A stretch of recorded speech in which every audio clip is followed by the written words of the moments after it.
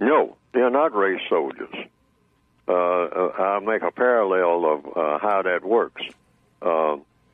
In World War II, there was something in the death camps run by people like Heinrich Himmler and Reinhard Heydrich, and others, Hitler's death camps for people that they put into the concentration camps.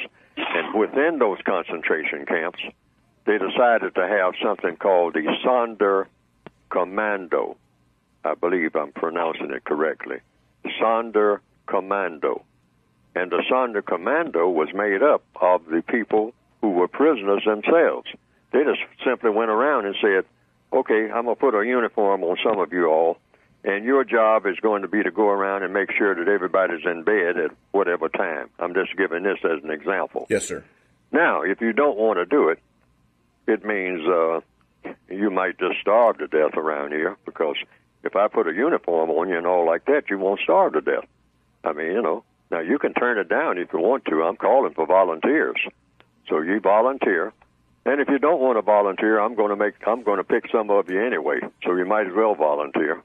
And then another thing, the people who are going to put on the uniform and make sure that everybody else is here among you prisoners, make sure that your relatives are here. You're going to count them too.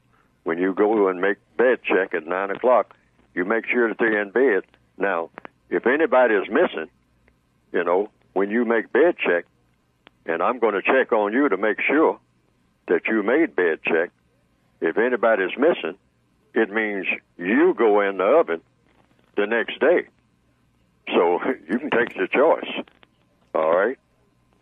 And so that's the way that worked. In other words, the black law enforcement officer